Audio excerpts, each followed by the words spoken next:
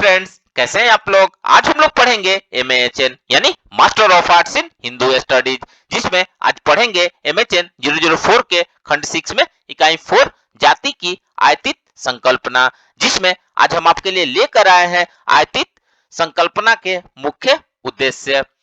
तो video start करने से पहले जो भी फ्रेंड्स हमारे चैनल पे नए आए हैं कृपया चैनल को सब्सक्राइब कर ले और बेल आइकन को प्रेस कर दे, ताकि जो भी लेटेस्ट वीडियो हमारे चैनल पे आए वो सबसे पहले आपको मिल सके। तो आइए ज्यादा टाइम को न लेते हुए चलते हैं अपने टॉपिक पर। जाति की आयतित संकल्पना में आयतित संकल्पना के मुख्य उद्देश्य के बारे में पढ़ते हैं। तो आइए वीडियो को स्टार्ट करते हैं। कास्ट की आयतित संकल्पना एक निश्चित समय काल में जन्म लेना शुरू हुई और पश्चिमी शिक्षा पद्धति के अंतर्गत आज तक हमें समान शास्त्र न था मानव शास्त्र जैसे विषयों के अंतर्गत पढ़ाई गई। कामोवेश इसमें सुधार के प्रयास हुए, लेकिन इसका प्रभाव भारत के सामाजिक राजनीतिक परिदृश्य में काफी गहरा है।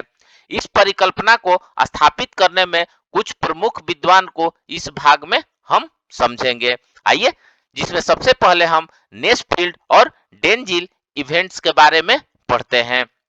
नेस्फील्ड ने व्यवसाय को कास्ट व्यवस्था के मुख्य आधार के रूप में देखा है। इसके अनुसार समय के साथ ब्राह्मण ने पूजा पद्धति और बलि को अपने तक केंद्रित कर लिया, जिसके वजह से उन्होंने सम्मान हासिल किया। धीरे धीरे अनुवांशिक हो गया और अन्य लोग भी इसी प्रकार अपना व्यवसाय की अनुसार निपुण होते गए और अपने व्यापार के गुणों को परिवार और वंश तक सीमित रखा।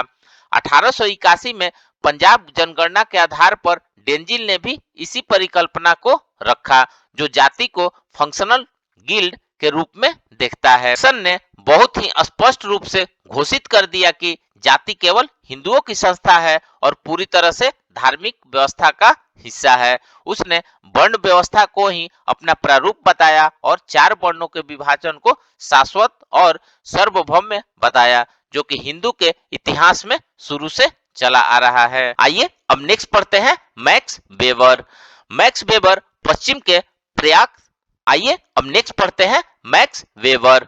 मैक्स वेबर पश्चिम के प्रख्यात समाजशास्त्री है। इन्होंने कास्ट को भारतीय इथनिक व्यवस्था का जरूरी एक चरम लक्षण के रूप में देखा है और यह मुख्यतः स्थिति समूह के रूप में पहले से ही स्थापित होता गया।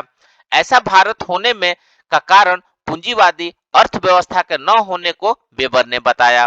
कास्ट स्थिति समूह में बाहरी के लिए कोई जगह नहीं होता है और समूह के सदस्य परस्पर समान सामाजिक सम्मान को साझा करते हैं। यह एक ऐसा इथनिक ग्रुप है जिसमें जन्म से ही समूह की सदस्यता को निर्धारित करता है। अतः वेबर भारत के समाज को समझने की दृष्टिकोण भी पश्चिमी ज्ञान पद्धति में समाहित है और यह जाति को एक कठोर अपरिवर्तनीय रूप में परिभाषित करता है। आइए अब नेक्स्ट पढ़ते हैं सेलिस्टन बोगले। ये एक फ्रेंच विद्वान थे जिनको भारत में कास्ट के व्यवस्थित अध्ययन का श्रेय दिया जाता है और पश्चिमी संकल्पना का मुख्य जनक माना जा सकता है। बोगले एक ने कास्ट को असमानता की प्रणाली माना और हिंदू वर्ण व्यवस्था को इसके लिए जिम्मेदार माना। इन्होंने यह जरूर माना कि कास्ट के तरह तत्व दुनिया में हर समाज में मिल जाएंगे, लेकिन इसका शुद्धतम रूप हिंदुस्तान में ही देखने को मिलते हैं। इस शुरू प्रारूप के 3 मुख्य आयाम हैं: पदानुक्रम और छुआछूत जैसे प्रतिकर्षण। वागले ने यह तर्क दिया कि कास्ट समाज को परस्पर विरोधी समूहों में बांट देता है, जो अनुवांशिक रूप से अपने अलग पहचान बनाए रखती है, पर सबसे ज्यादा यह लोगों को असमान और विभक्त अधिकार देती है। ये अलग अलग वर्ग एक दूसरे को आकर्षित करने के बजाय प्रतिकर्षित करते हैं तथा अपने से अलग समुदाय के साथ संबंध रखने से वर्जित करता है।